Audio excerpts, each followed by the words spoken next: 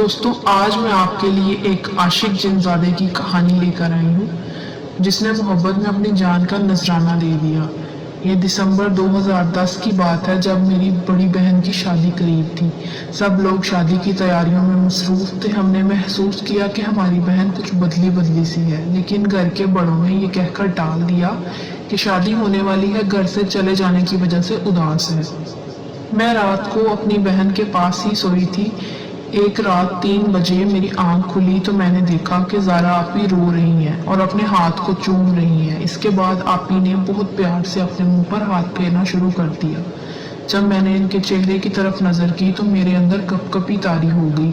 मेरी आपी की आंखें लाल हो रही थी, जैसे उनकी आंखों में खून भर आया हो।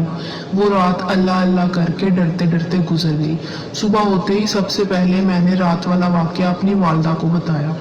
मेरी वालदा ने कह दिया कि तुम्हारा वहम होगा ताकि मैं डर ना जाऊं, मगर आपी की वजह से वो फिक्रमंद हो गई। एक रात मेरी वालदा ने आपी को देखा कि वो बाल खोले हुए नंगे पांव चले जा रही हैं और इनको आगे पीछे का कोई होश नहीं। वालदा साहिबा इनके पीछे पीछे चल दी। आपी सीढ़ियों से चलती हुई छत पर चली गई और चांद की रोशनी में आसमान की तरफ देखकर खुद ही खुद बातें करने लगी। आपी रो रही थी और कह रही थी, ज़ारा तुम सिर्फ मेरी हो, सिर्फ मेरी, मैं तुम्हें किसी और का नहीं होने दूंगा। ये कहते हुए उनके मुंह से मर्दाना आवाज़ निकल रही थी, आंखें लाल हो रही थी। ये सब देखते ही मेरी वालिदा ने आयतल कुर्सी का विर्द शुरू कर दिया। विर्द के शुरू होते ही आपी पीछे की तरफ मुड़ी और खुद ही चलकर बिस्तर पर जाकर सो गई। मेरी वालिदा ने सारी बात वालिद साहब को बताई। वालिद साहब ये सुनकर परेशान हो गए। उन्होंने अपने एक दोस्त को बताया जो मौलवी भी थे, पर आपी के बारे में बताया। उन्होंने आपी को पिलाने और हाथ पांव पर बांधने के लिए तवीज़ दिए। वालिदा ने वो तवीज़ आपी को बांध दी और इनको बिला नागा तवीज़ का पानी भी पिलाने लगी। इनसे ये असर हुआ कि आपी ठीक हो गई। लेकिन जिस दिन आपी की शादी की तारीख थी, इस दिन दूल्हा भाई, जो कि मेरे खाल के बेटे भी हैं, उनका एक्सीडेंट हो गया। दूल्हा भाई 3 दिन तक आईसीयू में रहे। दूल्हा भाई की जान तो बच गई, जो किसी मुआवजा से कम नहीं थी, लेकिन इनको ठीक होते होते 2 माह लग गए।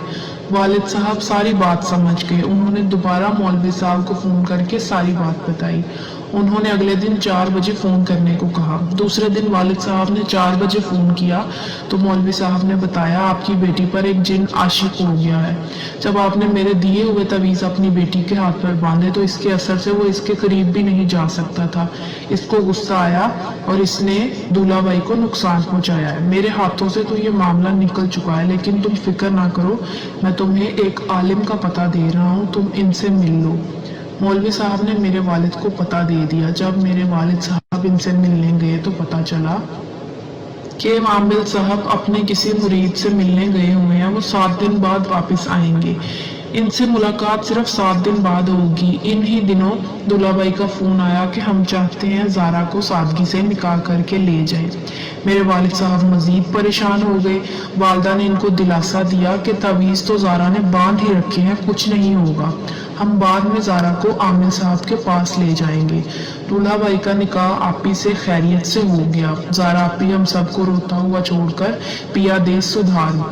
हमें रात के 4 बजे दूल्हा भाई का फ़ोन आया कि जल्दी आ जाएं, ज़ारा की तबीयत बहुत ख़राब हो गई। हम लोग परेशान होकर दूल्हा भाई के घर पहुंचे तो हमने देखा दूल्हा भाई के कपड़े गिरबान से फटे हुए हैं और चेहरे पर जगह जगह खराशियाँ आई हुई हैं। आप इस दुनिया से बेनियाज बेहोश पड़ी थी। वालिद साहब ने पूछा, ये सब कैसे हुआ?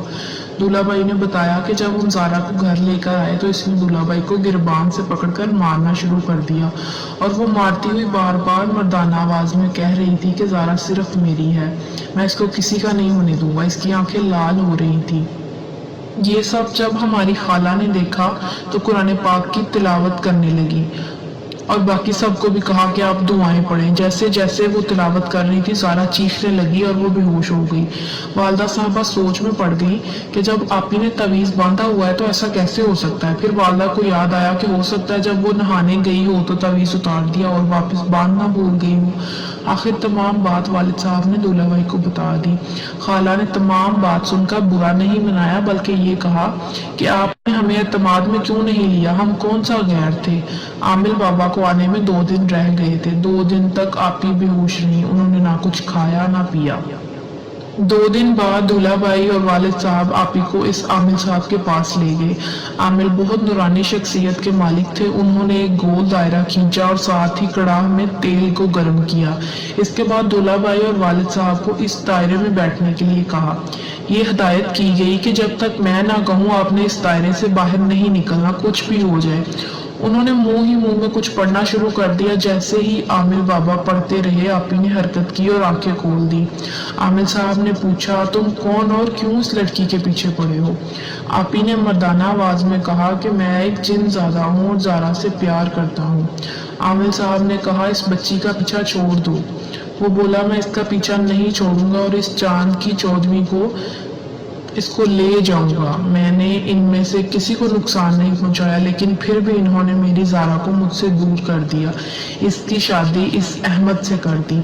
आपी ने दूल्हा भाई की तरफ इशारा करते हुए कहा, मैंने ही इसे उस दिन मारा था, लेकिन इसकी माँ ने जो मंत्र इसे घर से निकलने से पहले पढ़वाए थे, इसकी वजह से इसकी जान बच गई। ए आलिम, तू ये इल्म रोक दे, वरना मैं तुझे भी मार डालूंगा, कच्चा चबा जाऊंगा। लेकिन आमिल साहब ने अमल पढ़ना बंद नहीं किया। इसके बाद आपी जोर जोर से रोने लगी और अपने हाथ से माफिया मांगने लगी कि मुझे मेरी ज़ारा से जुदा ना करो, जो तुम कहोगे मैं करूंगी। इसके बाद आपी बेतहाशा अपने हाथ को चूमने लगी। तुम क्या मुझे मारोगे? जब मैं ज़ारा के साथ रह नहीं सकता तो इस दुनिया में रह के क्या करूँगा? इसके बाद आपी के अंदर से एक ह्योला निकलता हुआ नजर आया, जिसने इस गरम गरम तेल में अमल पूरा होने से पहले ही छलांग लगा दी थी। ये सब देखकर हैरान रह गए। एक जिन ज़्यादा ने आपी की मोहब्बत में अपनी जान दे दी। आमिल साहब ने कहा, वो जिन मर चुका है। उन्होंने अमल को पूरा किया और कहा कि अब आपकी बेटी बिल्कुल ठीक है। आपी को कुछ देर बाद होश आ गया। इसके बाद कोई ऐसा वाकया रूनुमा नहीं हुआ। आपी आज दूल्हा भाई के साथ बहुत खुश है।